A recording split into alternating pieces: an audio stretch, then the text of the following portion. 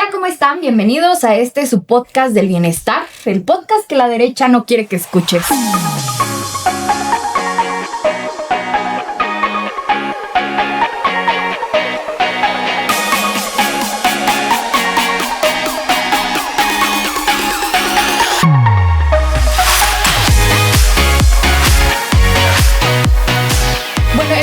Estoy muy feliz porque vamos a hablar sobre temas de salud y quien me conoce a la perfección sabe que soy paramédico y estos temas me apasionan. Entonces, hoy nos acompaña el diputado federal Fernando Mendoza Arce y además nos acompaña Oscar desde la CEP y nuestra Barbie Chaira, que no podemos olvidarla. Entonces, les voy a dejar aquí un pedacito para que se presenten. Diputado. Con todo gusto, buenas noches a todas, buenas noches a todos. Me presento brevemente, mi nombre es, ya lo mencionaron, Fernando Mendoza Arce, médico de profesión, especialista en pediatría y diputado federal por la 5ª circunscripción. Y desde luego también con el antecedente y muy orgulloso de ser sindicalista, actualmente integrante del Comité Ejecutivo Nacional del Sindicato Nacional de Trabajadores del Seguro Social, ostentando el cargo de presidente de la Comisión Nacional de Fomento a la Seguridad Social. Y perfecto. Un gusto estar con ustedes. Muchas gracias, Oscar. Hola, un gusto estar con ustedes, estar el día de hoy. Soy Oscar Peñalosa, licenciado en Economía, maestrante en Economía, las dos por la UNAM, y con una maestría en Políticas Públicas y Auditoría Gubernamental. Nos ha tocado caminar de la mano de la Cuarta Transformación desde el territorio, en algunos espacios como servidores públicos, y siempre desde la izquierda con el corazón rojo y obviamente morenista y obradorista. Perfecto. ¿Y la Barbie Chaira? Pues aquí ya me conocen, todos los que ya me han visto en el TikTok. Soy la Chaira Fifi, Bárbara Castillo, la Barbie Castillo, la Barbie Chaira, 20,000 cosas, 20,000 nombres tenemos por allá. Y pues soy licenciada en Ciencias Políticas y también soy asesora en el INEA y soy empresaria y hago 20,000 cosas. Me dedico a temas del campo y a 1,000 temas. Perfecto. Pues vámonos a esta primera sección donde vamos a estar hablando sobre el huachicol. Ustedes ya vieron esa nota del huachicol, ahora el asesinato de uno de las cabecillas de los temas. ¿Cómo lo ven?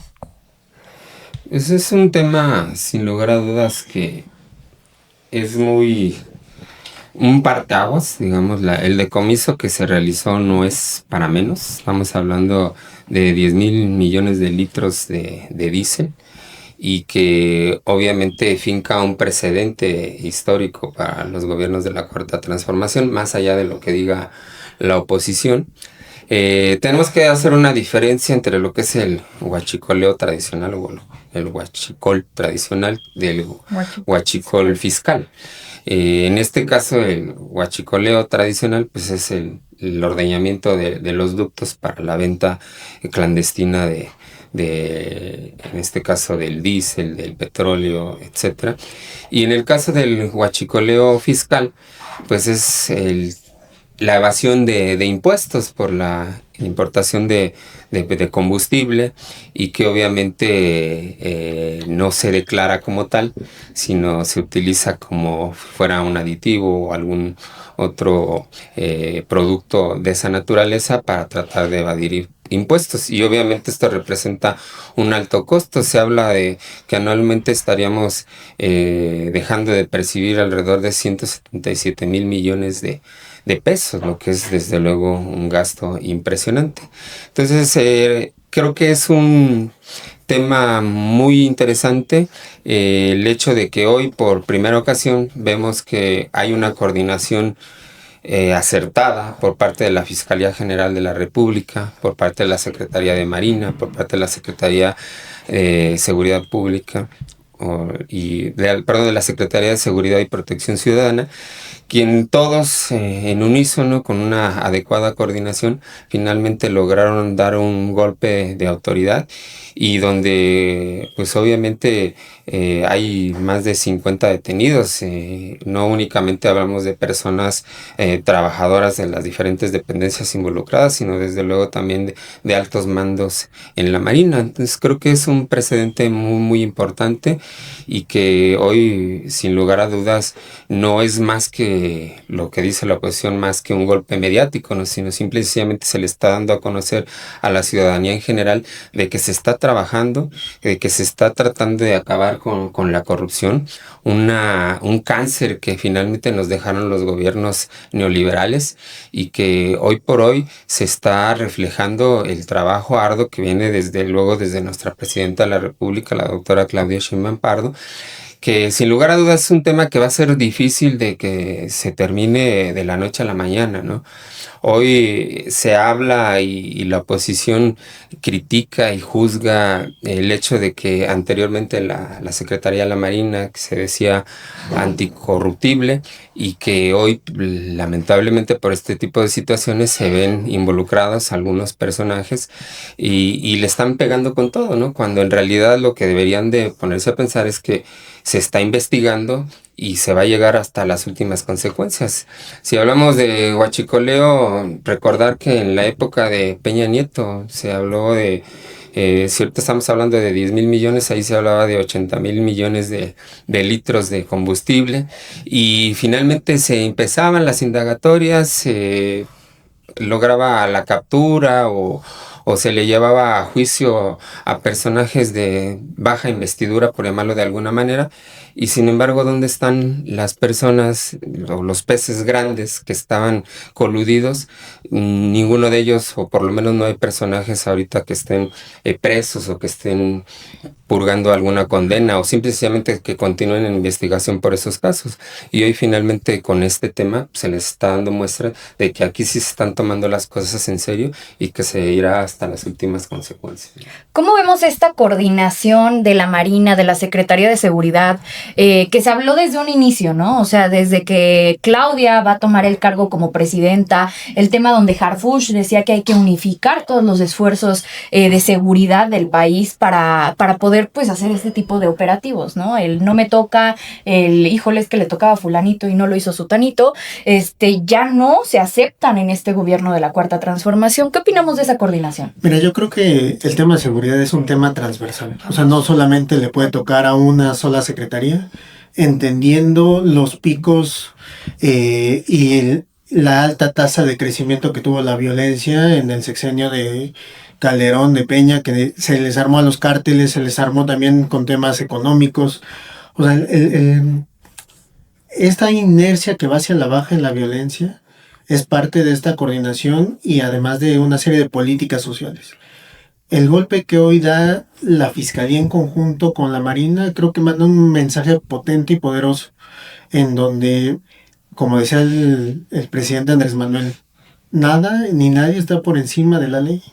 Y esta coordinación es el reflejo de esto. O sea, no importa que tengas un gran cargo en la Marina, no importa que hayas sido un alto funcionario de aduanas, no importa que seas un gran empresario, si estás cometiendo un acto ilícito, tienes que ser perseguido por la justicia, tienes que ser enjuiciado.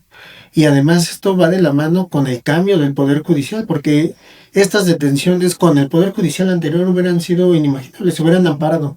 O sea, a la hora de haber sido detenidos hubieran estado en la calle porque alguien de ese extinto Poder Judicial ya les hubiera dado un amparo, ¿no? Pues es lo que decía ahorita el diputado, ¿no? O sea, con Peña Nieto, ¿qué pasaba? Pues mandaban a el gato, y nunca caían las cabecillas, ¿no? Entonces, ¿qué pasaba? Bueno, seguían. Peña Nieto justamente dio 1,056 permisos para importación de combustible, que era 900% más de lo que se requería en el país. Y Andrés Manuel canceló 1,200 de esos permisos.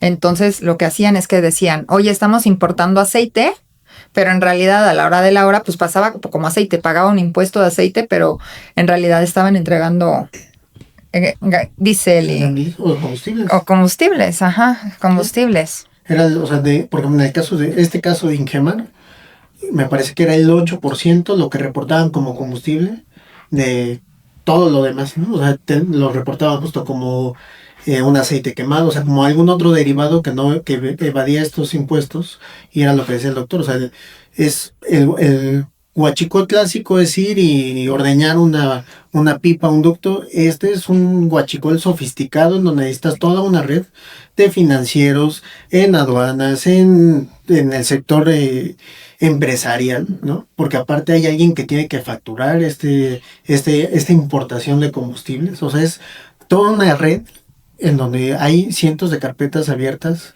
lo que se dice en los medios, para perseguir empresarios, funcionarios de aduanas, otros marinos. Pero además la persona que facturaba tenía que tener el permiso. Sí, tienes que tener el De venta permiso, de que además ese permiso te daba uno CENER, y otro te lo daba también hoy extinta la Comisión Nacional de Energía, ¿no? Entonces, todos estos enmarañados que había de corrupción, pues obviamente la oposición le está diciendo, no, es que estos vienen del sexenio anterior. No, espérame, una investigación de esta magnitud lleva años. Y por secrecía y por respetar el debido proceso tampoco puedes estar diciendo a quiénes vas a detener, qué pruebas tienes, sino hasta que ya está el proceso muy avanzado, ¿no? Y por otro lado, creo que también es importante señalar que desde mi muy particular punto de vista, creo que vamos por el camino correcto. El combinar la fuerza de la disciplina militar con la investigación ministerial, pues finalmente es lo que yo creo que hacía falta para tener sinergia en ese sentido y poder llegar más pronto al fondo del tema, ¿no? Sí, claro, o sea, todas estas mesas de seguridad que instaló el presidente Andrés Manuel antes de la mañanera para saber qué era lo que estaba pasando en cada rincón del país, para saber y plantear una estrategia que además muy acertada. No se usó un solo disparo para atrapar a esta red de guachicoleros fiscales, ¿no? En otro sexenio hubieran armado todo un operativo en donde seguramente lo hubiera cubierto Loret de Mola y hubieran agarrado a otra persona que no tenía nada que ver. Exactamente. O sea, hoy se está dando una muestra de que nada ni nadie está por encima de la ley. Se está dando una muestra de que no, o vuelvo a lo mismo, de que la Marina, que además es una institución honorable, tampoco va a respaldar este tipo de acciones.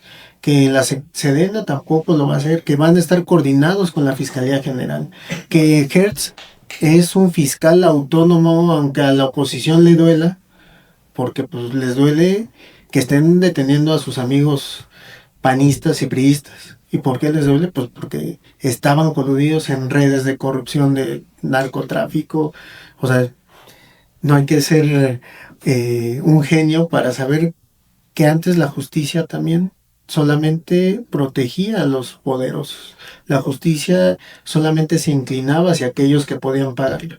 Por eso, o sea, no solamente es este tema de la fiscalía con la Marina y todo este operativo y la estrategia de la presidenta Claudia, sino es también esta renovación del Poder Judicial, esta renovación de todas las instituciones, esta transformación que es la cuarta transformación y que les duele mucho a la oposición porque les quita todos sus privilegios. ¿Cómo este nuevo poder judicial hará que se agarren a los culpables y que no se agarren a los que utilizaron para ser sus fachadas? ¿Cómo el poder judicial va a hacer estas acciones que jamás se han realizado y que ahorita estamos viendo un avance desde la presidencia con la Marina, con la Sedena, con la Fiscalía, con la Secretaría de Seguridad, ahora con el poder judicial? Lo que comentábamos, ¿no? Al haber una coordinación con los diferentes entes, llámese Secretaría de Seguridad y Protección Ciudadana, llámese Secretaría de Marina, desde luego la Fiscalía General de la República, se deberán de integrar adecuadamente los respectivos expedientes, ¿no? Y obviamente la gente que esté desde luego involucrada y que hayan cometido el ilícito, pues serán juzgadas conforme a derecho y sin lugar a dudas estaremos viendo en los próximos días pues que finalmente tendrán las condenas que correspondan por haber actuado de manera ilícita. Porque aparte es un tema que va muy rápido. O sea, no lo han dejado pasar. O sea, siguen y siguen saliendo cosas y siguen saliendo cosas. Y entre más cosas salen, más rápido se está resolviendo este tema que, pues, la oposición obviamente dice, es que esto lleva desde Andrés Manuel. No, esto no lleva desde Andrés Manuel. Lleva desde más atrás. Sí, porque, o sea, vuelvo a lo mismo, o sea, lo que se hace del Poder Judicial. En el caso de Genaro García Luna, lo estaban enjuiciando por narcotráfico en Estados Unidos y aquí los magistrados estaban descongelando las cuentas de la esposa, ¿no? O sea, hoy este caso ya los hubieran aparado, o sea, ya estarían afuera. Lo que hoy se está mandando es una señal muy poderosa de que en México sí está existiendo la justicia, ¿no? Que no hay impunidad, y eso es importante también para todos los servidores públicos, para todos los que tienen un cargo de elección popular, de que se tienen que conducir con apego a la ley, a la normatividad, porque pues antes hacían lo que querían, ¿no? O sea, hacían pues, lo que decías, ¿cuántos permisos dio Peña Nieto y a quién le dio esos permisos? Esos permisos, ¿a quiénes beneficiaban? Estos permisos muchos los rentaban, o sea, ni siquiera es que ellos se dedicaran Hacerlo. al tema de combustible. Muchos rentaban estos permisos para que otros pudieran importar combustibles, para que se pudieran beneficiar otras empresas, no necesariamente lícitas, ¿no? Entonces, pues esto es un claro golpe de que ya no debe de haber impunidad en este país. Van a decir los de la oposición que es persecución política. Ay. Y por otro lado, al haber esa acción coordinada entre los diferentes entes gubernamentales, pues sin lugar a dudas ya no va a ser o va a ser raro que una persona de nivel medio que tiene unos ingresos que pues, cualquiera a lo mejor pudiera imaginar, empiece a tener lujos y que finalmente al hacer una adecuada fiscalización de los recursos, de los ingresos y demás, se pueda también llegar a otras instancias y se pueda documentar el que a lo mejor está actuando de manera ilícita, ¿no? Ya no nada más es únicamente lo que se va a encargar de hacer las diferentes secretarías, tanto la de Marina como la de Seguridad y Protección Ciudadana, al tener algún indicio de alguna investigación, sino que ya a través de la fiscalía se podría, valga la redundancia, fiscalizar los ingresos de estas personas y desde luego dar con el hecho de que están actuando de manera ilícita. Exactamente.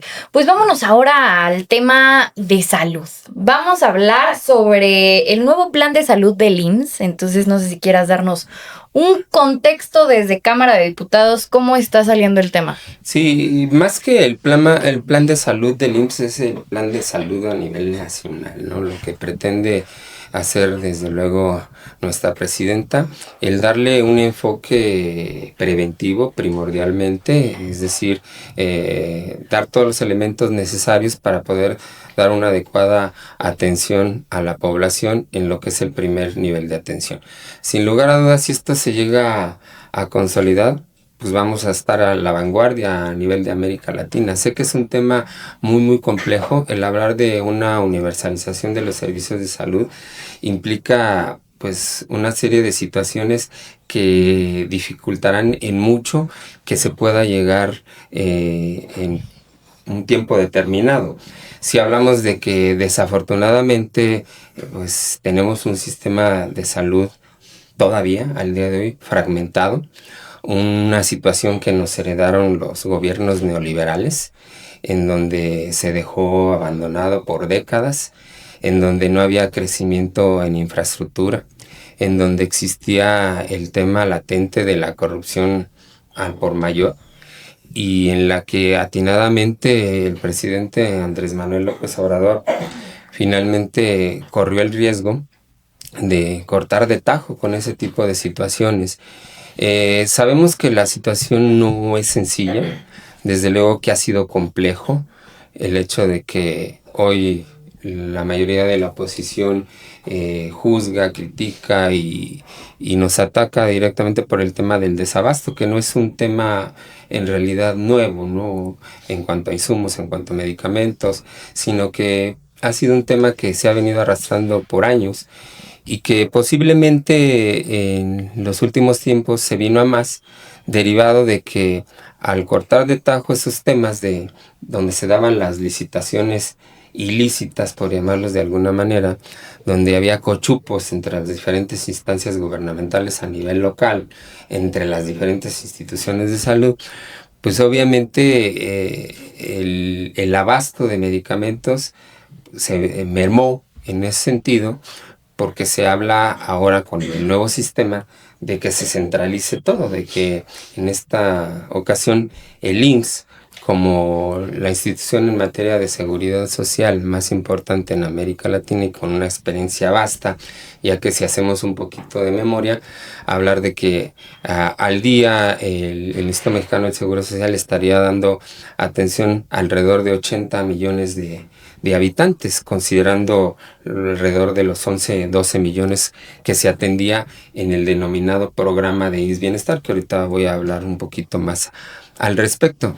Entonces estamos hablando que de 132 millones de habitantes según el último censo del INEGI en el 2025, o que tendríamos en el 2025, 80 millones pues recibían atención por parte del Instituto Mexicano del Seguro Social. No todos derechohabientes o no todos de alguna otra forma aportando cuotas, porque el programa pues ofrecía atención alrededor de 11 millones, como lo dije anteriormente, y este programa se diseñó hace más de 40 años, 44 años para ser exactos, en 1979, que es cuando se crea el IMSS Coplamar, que después fue cambiando de denominación de acuerdo a la instancia política gubernamental que había en determinadas épocas, y que se creó con la intención de darle atención a la salud, sobre todo a las zonas marginadas o de difícil acceso. En una de las tantas giras que realizó el presidente Andrés Manuel con el director de Instituto Mexicano del Seguro Social, el maestro Zoe Robledo, se dio cuenta de que el programa del IMSS Bienestar operaba de una manera adecuada y quedó pues de alguna otra forma cautivado con el modelo de atención, por lo cual dio la encomienda o el encargo de que se le documentara de cómo operaba para tratar de impulsarlo o llevarlo a cabo a todos y cada uno de los diferentes estados, y donde se le pudiera dar asistencia a toda la población no derechohabiente, la población que no tenía acceso a algún servicio de salud. Hace un rato, cuando hablaba de sistema fragmentado, me refería estrictamente al hecho de que hoy por hoy pues existe el Instituto Mexicano del Seguro Social, pues, el ISSSTE como tal, existe la Secretaría de Salud, anteriormente lo que era denominada como ISABE, hoy OPDIS Bienestar, y que cada uno de esos institutos opera de manera diferente y no todos son homólogos, es decir, hay instituciones de seguridad social en donde no únicamente se da asistencia a la salud, sino se otorgan otro tipo de prestaciones económicas sociales, como son el proteger a las familias en momentos de adversidad, como son la enfermedad, la orfandad, la viudez, etcétera, por medio de pensiones, como son también los servicios que otorga a través de las diferentes dependencias que dan servicio en actividad deportiva, cultural, etcétera, a diferencia de las instituciones que otorgan únicamente salud. Entonces, es un plan muy ambicioso, porque anteriormente el Seguro Popular era una instancia que se encargaba de asegurar o de afiliar a personas con un catálogo restringido de atención a diferentes padecimientos, y no se cumplía con la regla de otorgar salud como un derecho universal a todos y cada uno de los habitantes de México en general, sino nada más únicamente a un determinado número de personas que previamente habían sido afiliados, y no todas las enfermedades. Y hoy lo que se pretende es llegar a todos en general, que cualquier persona que asista a cualquier dependencia de salud tenga la atención gratuita y tenga desde luego la dotación del medicamento o del insumo que le permita recuperar su salud. Y lo estamos viendo, ya tenemos avances ahorita con el nuevo programa que se acaba de implementar por parte de la Presidenta de la República, la doctora Claudia Sheinbaum Pardo, de instaurar el programa de rutas de la salud, casa por casa, donde obviamente se trata de que llegue el medicamento, el insumo a los diferentes espacios más recónditos del país. Y tenemos buenas noticias, ya incluso la misma sociedad civil, los diferentes grupos y asociaciones han documentado que ya prácticamente el 90% de abasto existe a nivel nacional, y se acaba de hacer una compra histórica para el 2025-26, que se habla de alrededor de 284 mil millones de pesos en inversión para dotar de prácticamente todo el cuadro básico de medicamentos que se requiere y de insumos necesarios para dar atención a la población en general. Sí, claro. Bueno, vámonos primero con la prevención. ¿Cuándo fue la última vez que fuiste al doctor? Yo sí voy cada 6 meses. Ok, te la voy a pasar. ¿Tú? No, yo no. Hace como año y medio que se me ocurrió tratar de fumar vape. Olvídalo.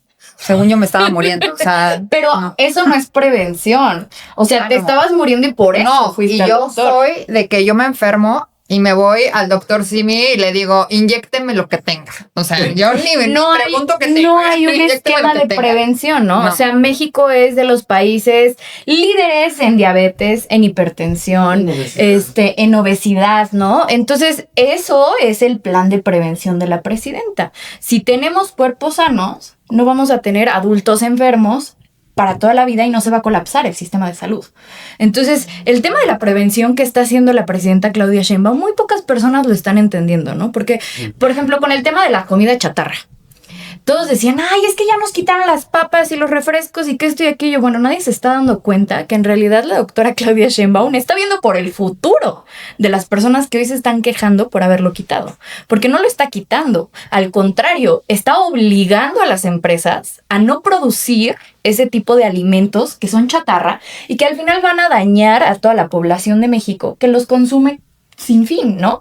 Y 2, el tema de la prevención. Si lo quieres consumir, hazlo, pero en tu casa y con tus papás. Pero la escuela es un centro de cuidado que no te va a proporcionar herramientas para terminar con tu vida, ¿no? O sea, ¿cómo vemos ese tema? ¿Cómo lo ves tú? Pues yo creo que está muy bien. Yo veo que está muy bien. Ahorita en las escuelas ya venden fruta, venden alguitas, venden el sándwich, te venden los molletes. Ya realmente hasta las cafeterías de las escuelas hubo unas que se innovaron, ¿no? No sé si todas, pero esperemos que sí. Si no, les va a caer la ley. Hay un tema que me está empujando en todo el país a través de la Secretaría de Educación, que encabeza el secretario Mario Delgado, que es el de vida saludable, ¿no? O sea, es justo cómo cambias esta forma de la alimentación de nuestra niñez. Porque también eso, o sea, lo que tú decías, somos de los primeros países en obesidad, con resistencia a la insulina, con diabetes, con enfermedades cardiovasculares, y todo esto, o en su gran mayoría, son derivados del consumo de productos ultraprocesados. O sea, la gran crítica que tenían del paquete económico y que piensan que es una ocurrencia de la doctora Claudia, aumentar estos impuestos especiales a la comida chatarra es... en economía se le llama impuesto pigouviano, este impuesto que trata de corregir, ya sea algo negativo por consumo o por producción. En este caso es tratar de corregir un consumo que le está haciendo daño a la población, que te genera un costo social, porque además el costo del tratamiento de diabetes, de hipertensión, es altísimo, es una carga fiscal que en el futuro va a ser insostenible si sigue con esta tendencia, ¿no? Uno. La otra es que y hoy lo decía la doctora Claudia en su mañanera, no se busca recaudar más, lo que se quiere es que a través de estos impuestos no se recaude ni un solo peso, porque significaría que hay una reducción en el consumo de estos productos. Y además, estos impuestos que se van a recaudar por estos alimentos ultraprocesados, esta comida chatarra, los refrescos, toda la comida chatarra, se van a ir también destinados al gasto, a la inversión en salud. porque también eso es importante destacarlo. Los neoliberales llamaban gasto, para la cuarta transformación es una inversión. Es la inversión en salud, es la inversión en las escuelas, es la inversión en los programas sociales. No es un gasto, porque la función principal del gobierno es estos programas, ¿no? Generar estos equilibrios, generar estas equidades, darle a la gente también las herramientas, porque el tema de vida saludable, por ejemplo, es darle a la niñez estas herramientas para poder también decidir sobre qué les hace bien y qué les hace mal. Enseñarles a comer bien, a hacer ejercicio. O sea, que al final es toda una política transversal, vuelvo a lo mismo, no es solamente del sector salud, sino toca varias aristas, y en el caso, lo decía también el doctor, a ver, hoy se está haciendo una compra consolidada de medicamentos. O sea, antes se le compraban a los cuates de los que estaban en el gobierno. En cada gobierno, de cada estado. De cada estado, porque además cada gobernador también hacía su cochinito, su ronchita de cientos de millones de pesos porque compraban ciertos medicamentos. Hoy se está buscando que el IMSS haga esa compra consolidada, eso te ahorra miles de millones de pesos. Y además, no solamente, y se modificó también la ley, en el Congreso modificaron la ley para que también se pudiera licitar de manera internacional.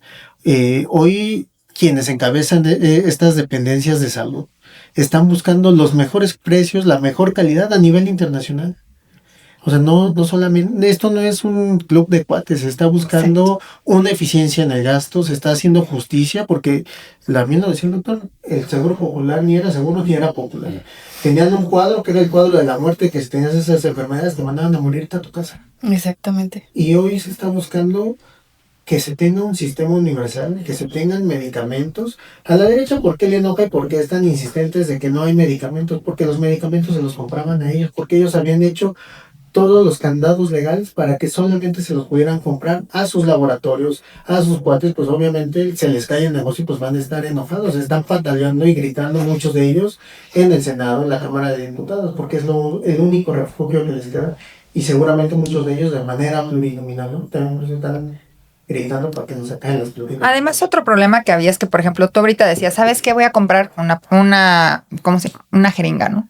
Entonces tú decías, oye, la misma jeringa que le estoy comprando al mismo laboratorio en el Estado de México me cuesta 3 pesos, pero en Chiapas me cuesta 7, en Oaxaca me cuesta 15. Entonces, cuando tú te ponías a ver, decías, oye, no existe una media real, o sea, no existía una media real. Entonces, Andrés Manuel, cuando él llega, él dice, ¿sabes qué? Todas las compras que se han hecho de todos los estados, de aquí vamos a sacar una media. Y sobre esa media es la que se va a trabajar. Pero ¿qué es lo que sucede? Que llega la pandemia.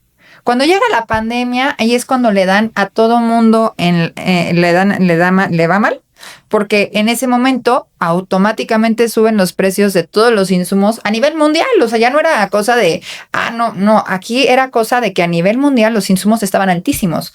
Entonces, lo que en ese tiempo se tuvo que hacer en algunos lugares, muchas personas sí lo hicieron, fue, ¿sabes qué?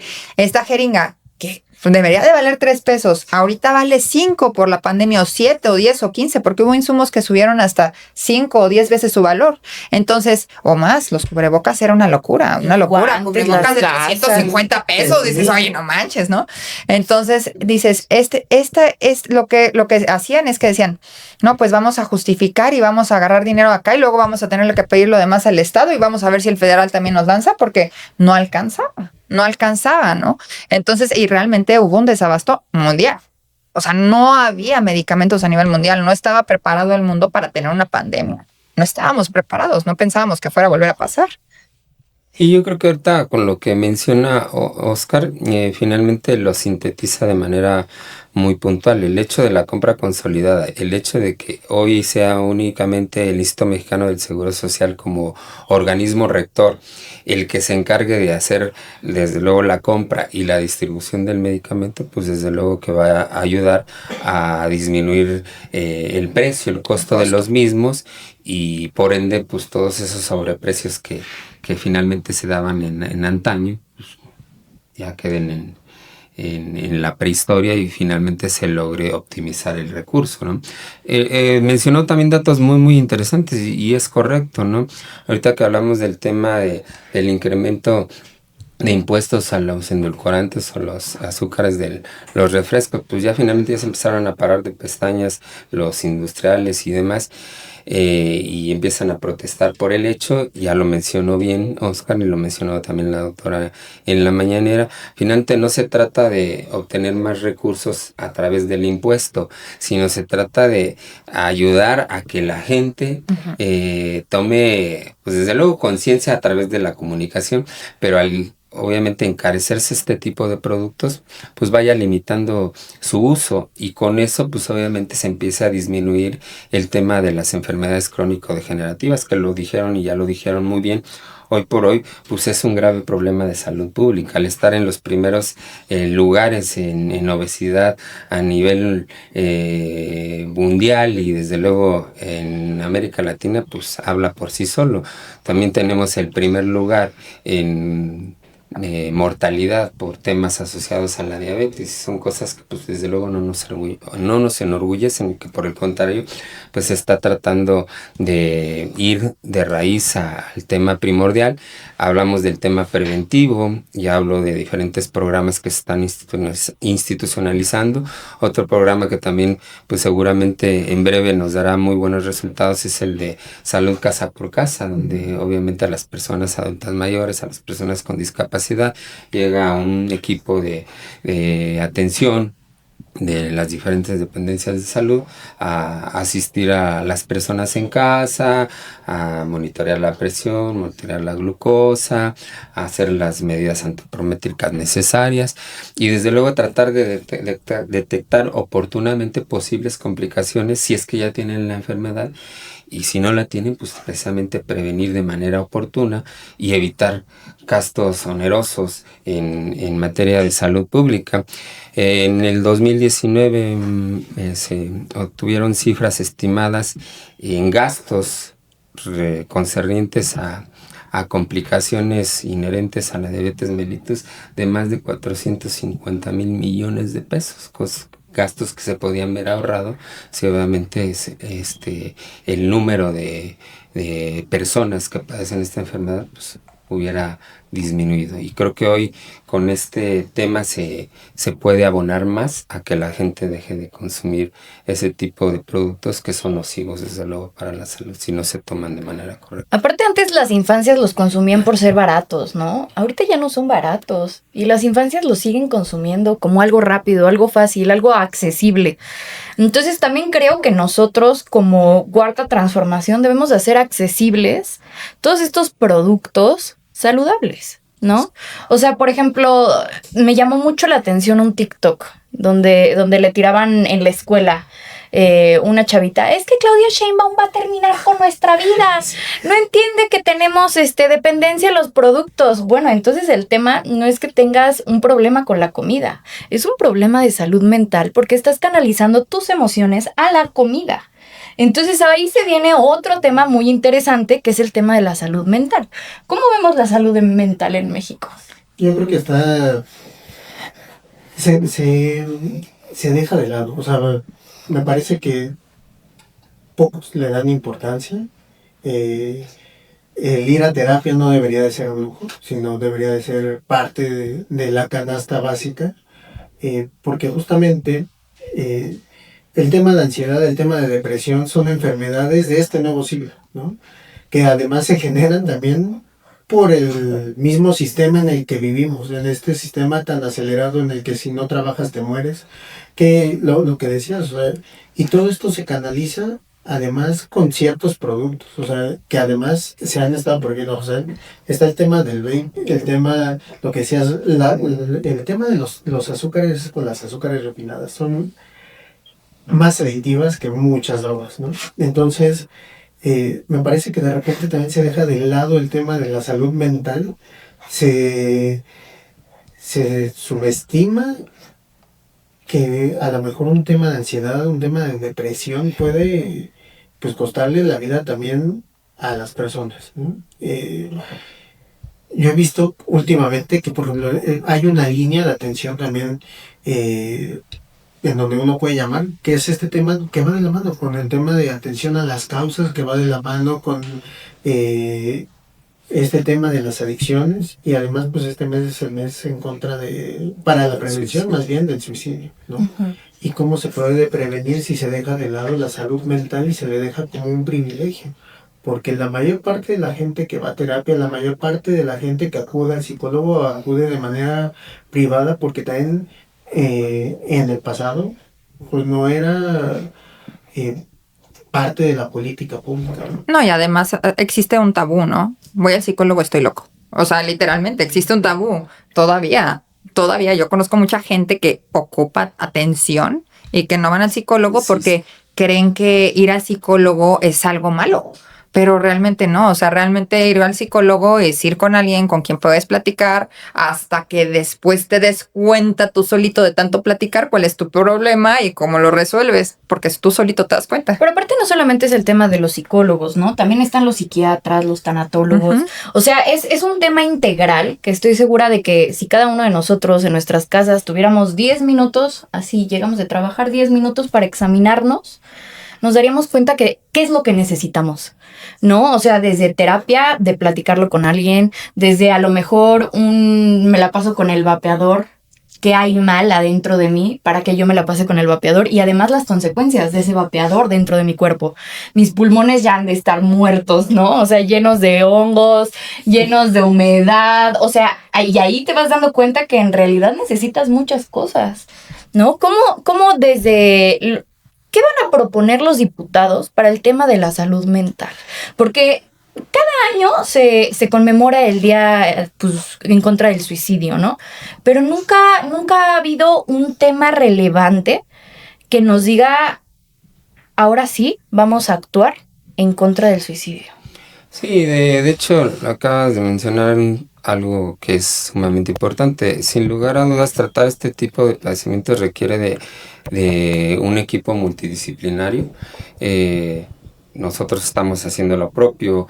Ahorita me viene a la memoria el Instituto Mexicano del Seguro Social, desde luego en acuerdo con el Sindicato Nacional de Trabajadores del Seguro Social, implementaron un programa precisamente que tiene que ver para la atención de todos y cada uno de los servidores públicos que laboran en esta benemérita institución, y desde luego que va más allá y también lo lleva para la población derechohabiente en general.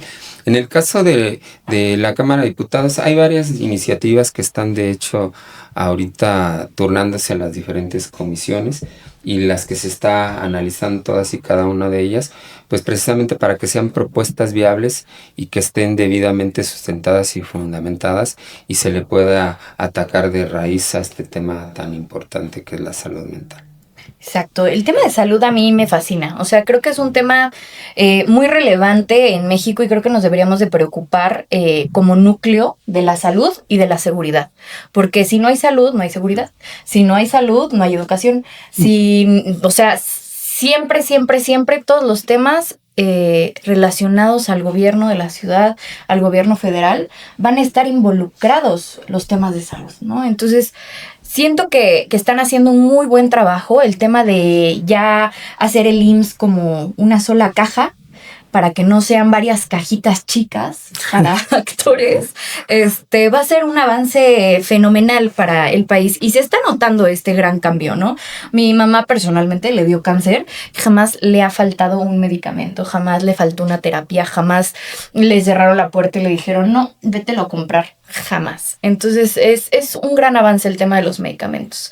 Pues ya se nos está acabando el tiempo, entonces nos vamos a estos últimos 2 segmentos donde pues vamos a reírnos un ratito de la derecha, ¿no? Todos hemos estado en redes sociales últimamente y si te metes al perfil de Instagram, y esto no es publicidad pagada, del PAN, lo único que vamos a encontrar es odio, hate, es que Morena hizo esto, es que Morena hizo aquello. Bueno, pero ¿qué propones tú, PAN?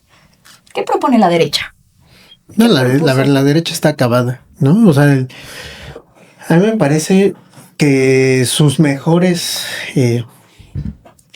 ideólogos son Lili Telles. Es la representación de lo que hoy hay en la derecha. O sea, alguien que saca la bocina y que grita y no tiene nada que decir constructivamente. Y ojo, esa no es la derecha. O sea, sí existió una derecha informada, una derecha ideológica, pero ya no existe. Ahora es Lili Telles. ¿No? El tío Richie que quiere ser presidenciable, que contrata a las Raki para tener su programa, ¿no? Ahí en TV Azteca. O sea, me parece que la derecha obviamente gobernó más de 90 años este país. Hay estados que los gobernó por más de 100 años. Coahuila. ¿No? O sea, en el caso de, por ejemplo, Aguascalientes, Guanajuato, Querétaro, Chihuahua, Coahuila, Durango, va a llegar la cuarta transformación. ¿Por qué? Porque dejaron una deuda histórica. O sea, este último periodo neoliberal dejó brechas salariales, dejó hospitales sin medicamentos, dejó elefantes blancos, ¿no? Sin material, sin doctores, sin equipamientos. Que llegaron, pusieron todo y se llevaron todo cuando se fueron. Y me parece que las juventudes que militan en la derecha o son hijos o son sobrinos o están viendo si encuentran un trabajo, ¿no? O sea, que también va a ser complicado porque no hay mucho espacio en los espacios de poder para la derecha en México, pero también me parece que tenemos que empezar a voltear a ver qué ha pasado en América Latina y por qué hay países que se derechizaron por completo, ¿no? Ahorita mencionó algunos ejemplos de personajes que aparentemente ilustran el perfil o la ideología de la derecha y que sin embargo hoy en día yo creo que la misma derecha se avergüenza de ellos, ¿no? Y lo digo, mencionaste el caso de Alarraqui, una persona que en determinado momento habla en el discurso de invitar a la unidad, al respeto, y él es el que propicia todo lo contrario, ¿no? Con el divisionismo, el insulto. Y que aparentemente está levantando la bandera de la ideología de la derecha cuando muchos de ellos incluso se avergüenzan de las propias palabras que le emiten, ¿no? Y hoy por hoy lo vemos en los diferentes medios donde la propia derecha o la propia oposición finalmente sataniza, o más que satanizar, no está de acuerdo con el punto de vista o el enfoque que le dan, ¿no? Y el cómo trata de manera deshumanizada finalmente a la izquierda o a la oposición. Yo quisiera saber si los de la derecha en su casa se sienten representados por él. Yo creo que sí. Sí. Yo creo que sí. O sea, a mí me ha tocado escuchar cosas que dicen, ay, es que los de Morena son asaltantes y cosas así. Yo digo, los asaltantes ni votan, ahora. Así se ven los asaltantes. Los asaltantes ni votan, oigan. Sí, así se ven. Así se ven los asaltantes. No, el tema es que sí manejan un discurso clasista, racista. O sea, para ellos nadie debería de votar, para ellos nadie debería de participar si no es un hombre heterosexual blanco, ¿no? Entonces, me parece que pues obviamente, perdieron toda la fuerza, se robaron, dejaron al país en pedazos y hoy les está pasando la factura, ¿no? Pero, ¿sabes qué? Justamente el otro día yo platicaba de eso. Les decía, miren, el discurso de la derecha en contra de Morena siempre fue de que, ay, es que los de Morena, si votas por Morena, es que te va mal, eres un naco y cosas así. Y literalmente, o sea, su círculo de personas que viven, no sé, impunes y de cuello blanco y que viven acá en el top 0.01% de la población, o sea, de personas con más de 200 o 300 millones de pesos, es nada. Entonces se están quedando solamente con esa gente y ni siquiera con toda, porque literalmente, o sea, lo dijo Loret de Mola, aunque le dolió muchísimo aceptarlo cuando ganó la presidenta. Lo dijo, para que la presidenta tuviera esta votación, tuvo que haber votado gente de nivel medio, bajo y alto. O sea, hay gente de su grupo que también está harto de su clasismo. Y lo triste no es que Alzaraki lo piense, es que todavía hay gente que se lo aplaude y gente que lo sigue viendo después de esto, de saber cómo es la mentalidad de él, porque realmente ellos traen ese mismo sentimiento y ese mismo pensamiento. Y eso es lo triste, porque Aquí se habla acerca de unidad, acerca de crear un México nuevo para todos, en donde literalmente lo que estamos buscando es que no haya corrupción, que todo mundo, que a todo mundo le vaya bien. Y ellos están en su mundito en el que nada más que a nosotros nos vaya bien y a que a los demás les vaya muy mal. Aparte, tú lo acabas de decir perfecto y se me vino así como la segunda parte de la derecha, ¿no? O sea, la derecha se robó todo lo que pudo cuando tuvo el poder. Ahorita que ya no tiene el poder, se está robando las ideologías de las personas, las luchas, los sueños, porque ahora la derecha es muy LGBT. Uh-huh. Porque ahora la derecha sí defiende el matrimonio igualitario. Porque ahora la derecha sí aprueba el aborto, ¿no? Oye, pero eso nada más es En la de foto. repente. Ajá, sí, porque después Alessandra dice que sí los apoya y que apoya a toda la comunidad y todo, y después sale en un círculo con unos de una iglesia diciendo que no van a apoyar para nada a la comunidad. Entonces dices, oye, sé coherente, ¿no? Exacto, entonces ya se están robando y están confundiendo a las personas. Pues es que se disfrazan, ¿no? O sea, llega marzo y se disfrazan de morado y dicen que son feministas. O sea, llega alguna celebración, alguna lucha que viene generalmente de la izquierda, porque la lucha por los derechos LGBT, la lucha por las mujeres, siempre vino de la izquierda, ¿no? Y siempre vino de las bases más oprimidas. O sea, el 8M surge porque eran mujeres que se dedicaban a coser y que las quemaban en las fábricas. Obreras. Ajá, eran obreras, ¿no? No estas privilegiadas Que se hacen las uñas en los salones caros y el pelo se lo hace otra mujer. Y que dicen que además buscan, llegan a tal grado de decir que buscan la libertad, pero para la renta de vientres, ¿no? Por ejemplo, que es otro tipo de nueva esclavitud. O sea, se terminan disfrazando de lo que toca en el mes. O sea, no, y a la hora de votar, en la Cámara de Diputados votan completamente distinto, ¿no?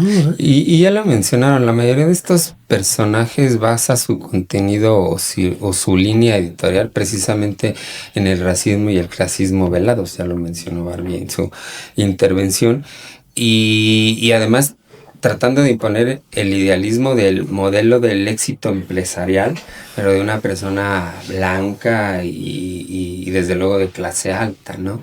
Y siempre haciendo menos a los que menos tienen, desde luego. Sí, justo, y ahorita tenemos como ejemplo a Alessandra, ¿no? Ahorita que lo mencionaste, pues ella nunca le ha faltado el dinero, ella nunca tuvo que luchar en las calles una candidatura, se la regalaron. O sea, ella nunca jamás en la vida ha padecido lo que las personas que votaron por ella sí. Mira, vuelvo al ejemplo de la oposición, o sea, y lo que decías de las mujeres, ¿no? El PAN dice que defiende a las mujeres, pero cuando salió el tema del fiscal en Morelos que defendía feminicidas, los panistas y las panistas salieron a decir que ese fiscal era un perseguido político, ¿no? O sea, solamente cambian y bandean como mejor les convenga. O sea, por ejemplo, en este caso, en el caso, por ejemplo, de Morelos, había algunos regidores del PAN que tenían señalamientos de feminicidio y los protegían y los siguen protegiendo, ¿no? O sea, entonces solamente se están disfrazando de lo que, vuelvo a lo mismo, si llega el 8M se van a disfrazar de morados y se van a poner un pañuelo, pero solamente como indumentaria y no como algo realmente ideológico que ellas piensen, que ellos crean, ¿no? Solamente como parte de la foto, como lo hace Alessandra. Para ella todo es Foto. un foro de televisión, un punto para tomarse la foto, un punto para tomarse el video. Realmente, ¿qué está haciendo, por ejemplo, ella en su alcaldía? ¿No? Como tiene Cuauhtémoc, o sea, lleno de baches, no tiene un trabajo realmente que beneficie a la gente que trabaja y que vive en la Cuauhtémoc, ¿no? Pero sus outfits son fabulosos, ¿no? O sea, eso sí, nunca le falta su trajecito con su nombre, porque ahora es Ale Rojo. No le gusta Alessandra Rojo de la Vega. Pues bueno, este fue el quinto episodio. ya no sé El ni en quinto. qué vamos. Quinto. El 5º episodio del podcast del bienestar. Desafortunadamente, pues hemos estado exponiendo a la derecha como a ellos no les gusta, ¿verdad? Porque pues, de eso se tratan los medios pagados por ellos. Entonces estoy muy feliz de que hoy hayamos discutido un poco el tema de la salud. No habíamos tocado a fondo el tema de la salud. Creo que es un tema muy importante y creo que estaría bien volverlo a retomar en otro episodio porque pues es un tema que tú le vas sacando y le vas sacando y le vas sacando. No sé si quieran agregar algo para ya despedirnos antes de irnos. Planes a futuro. Pues no, únicamente desde luego agradecer la invitación y bueno, si ustedes nos lo permiten, pues sí, les tomamos la palabra y esperemos estar en breve para tratar temas tan interesantes, temas tan importantes que finalmente abonan en mucho a desmentir lo que la derecha retrógrada dice, que vamos en retroceso. Por el contrario, ellos no quieren ver lo que la gente ve. Y hoy lo que la gente ve es que tenemos una aprobación que nunca vista en la historia reciente de nuestro país, de nuestra presidenta, con más del 79% de aprobación en las últimas encuestas. Y desde luego esto habla del buen trabajo que viene haciendo la Cuarta Transformación. El hecho, y lo acabamos de ver recientemente, de las políticas que implementó nuestro expresidente Andrés Manuel López Obrador con el incremento en los salarios mínimos que decían precisamente los neoliberales que no se podía, ya se les demostró que sí. Y el hecho de acabar con el outsourcing y demás temas que finalmente le daban en la torre a la economía del país, y que hoy por hoy se ve reflejado en que más de 13.4 millones de mexicanos han salido de la pobreza y de ellos más de 1.6 salieron de la pobreza extrema. Finalmente son avances sustanciales y si no los quieren ver es que porque de plano son ciegos o no sé qué es lo que pretendan hacer, pero lo cierto es que la gente ya no les cree. La gente finalmente lo ha demostrado en los últimos comicios electorales, lo vimos. Hoy tenemos un PRI prácticamente en la lona, tenemos un PAN que también está en vísperas de extinción y pues si no se ponen las pilas y se ponen verdaderamente a trabajar, pues muy seguramente en el 2027 les estaremos diciendo bye bye. Nos vemos y seguimos trabajando. Ojalá. Sí, ahora a ver, en el 27 el dinosaurio se puede extinguir, ¿no? O sea, mi abuela tiene casi 100 años, nunca imaginó que la izquierda, nunca imaginó que Andrés Manuel, porque ella era fiel seguidora de Andrés Manuel, llegara a la presidencia. Nunca creyó ver un México como el que hoy se está viendo, ¿no? O sea, hace casi 100 años era impensable que alguien más gobernara este país, que lo gobernara como se está gobernando hoy, con justicia social, con justicia, con una Suprema Corte electa por el pueblo y además con una primer mujer presidenta que era inimaginable. Además es la primer mujer presidenta en toda América del Norte, ¿no? En la historia. Le ganamos a los gringos. Le ganamos a los canadienses, a los gringos y además, o sea, hoy, estos millones de mexicanos que salen de la pobreza, que para la derecha y para la cúpula de este país no lo alcanzan a ver porque no es su realidad. No alcanzan a ver que los programas del bienestar, que toda la política pública está cambiando y transformando millones de vidas. Todos los días se están transformando millones de vidas en este país, están llegando medicamentos a donde tienen que llegar, se están construyendo escuelas en donde no había más que una banca y el profesor que atendía 10 grupos. Se están atendiendo los médicos casa por casa, algo que era inimaginable. Y además están contratando médicos, ¿no? Porque decían, es que hay hospitales, pero están vacíos. Sí, no, pero ya se están contratando. Y no había médicos. Especialistas. Exacto. Solamente en las grandes ciudades. Hoy se busca que este bienestar llegue a todo el país. Y la cuarta transformación es eso. La cuarta transformación no es solamente un discurso vacío, sino son estos millones de mexicanos a los que se les está haciendo justicia todos los días, desde la Cámara de Diputados, desde el Senado, desde la Presidencia de la República. Y hoy a quienes estamos desde la base militando en Morena, nos toca cuidar el legado del obradorismo. Porque también eso es importante decirlo, tenemos que cuidar el legado del obradorismo dentro de Morena, dentro de la Cuarta Transformación, porque también va a haber muchos que se quieran disfrazar, así como se disfrazan de LGBT, de feministas y de cualquier movimiento que cambie y transforme la realidad de las personas, también se van a querer disfrazar, y me parece que nos toca hoy cuidar este legado que dejó el presidente Andrés Manuel López Obrador, y estar luchando hoy con la presidenta Claudia Sheinbaum Pardo y con quien venga, porque el siguiente o la siguiente presidenta va a ser de la Cuarta Transformación, eso no cabe duda. Y lo que decías, Guanajuato, Guanajuato, Durango, Chihuahua, Querétaro, también se van a cubrir de guinda, aunque a los panistas se pongan de cabeza y los priistas estén lloreando y golpeteando en la cámara. Eso va a ser inevitable, porque para la gente es una realidad la Cuarta Transformación. Exactamente. Sí, para la gente es una realidad. Fíjate que hoy justamente me estaban comentando, me decían, ¿qué van a hacer con todos los priistas que tienen? Le digo, a ver, la gente que se pasó al PRI, o sea, no, para empezar, tú no se los podías prohibir, o sea, todo el mundo tiene derecho a afiliarse a cualquier partido político, bla, bla, bla, bla, bla, ¿no? O sea, es por ley la libre afiliación. Les digo, pero simplemente es el trabajo y realmente es lo que la gente quiera, ¿no? Por eso existe una encuesta. Entonces, al final de la vida, pues es lo que la gente decida y lo que la gente quiera y a quien más le guste a la gente. Claro, o sea, si la gente no viera los avances de las personas que están ahora en Morena, que estamos aquí, no votarían.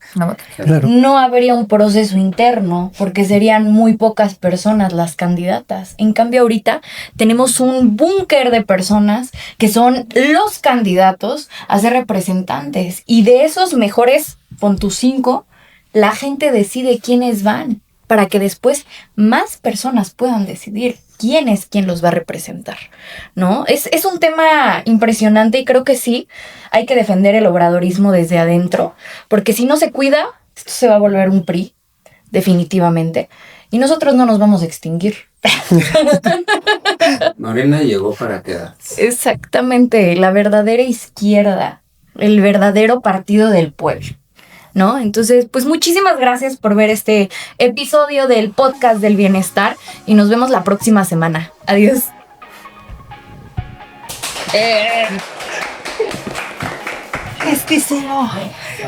¡Qué calor! Y no prendimos el aire. Sí.